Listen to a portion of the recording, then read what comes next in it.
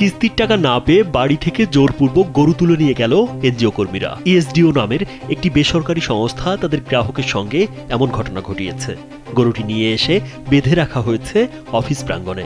ভুক্তভোগী পরিবারের অভিযোগ, কিস্তি পরিশোধে 7 মাস বাকি থাকলেও এখনই সমস্ত টাকা ফেরত দিতে চাপ দিচ্ছে এনজিওটি।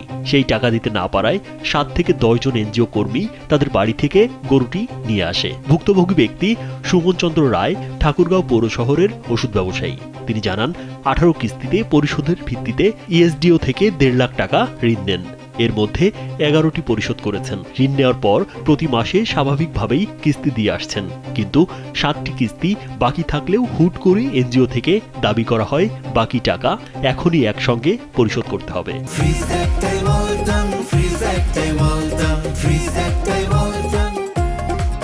টাকা ওনাদের স্বাভাবিক নিয়মের অনুসারে 18 কিস্তি পরিশোধ হওয়ার কথা। আমি 11টা কিস্তি দিচ্ছি, আরো 7টা কিস্তি স্বাভাবিকভাবে আমি পাই। ওনারা একসাথে বাকিটা পরিশোধ করতে, আমি এটা আমার পক্ষে দেওয়া সম্ভব না একসাথে, সেই জন্য ওনারা আমার বাসায় গরু নিয়ে চলে গেছে। আমরা চাচ্ছি যে গরুটা আমাদের দিয়ে দেওক, আমরা স্বাভাবিকভাবেই কিস্তি চালাবো। শুকায় গেছে, খাওয়াচ্ছে কিনা এটা নিয়ে আমাদের প্রচুর চিন্তা হচ্ছে।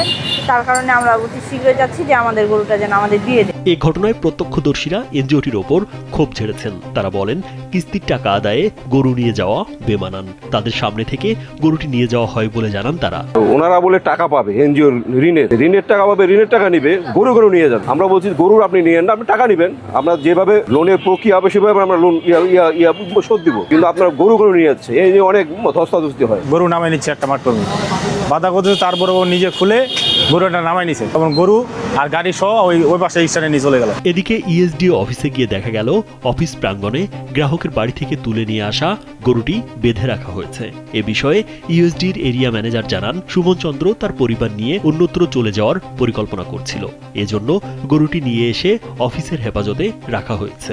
ওরা নাকি চলে যাচ্ছিল, তখন কেমন করে আবার টাকা আনতে গেছে, তখন বলে বাসায় পারিবারিক ওদের ঝামেলার জন্য উঠান দিয়ে চলে যাচ্ছে। এটা ওই দিন ওই মুহূর্তে শুনছিলাম, তারপরে ওই বিষয়টা ফিনিশিং না হওয়াতে আমি চলে আসছিলাম। জানা গেছে, সামাজিক সংগঠন হিসেবে কাজ করা ইএসডিও ক্ষুদ্র ঋণ কর্মসূচির আওতায় ঋণ গ্রহীতাদের দীর্ঘদিন ধরে ঋণ দিয়ে আসছে।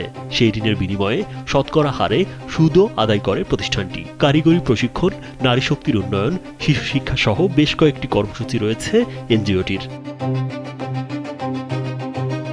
রাজীব বিশ্বাস, কালবেলা।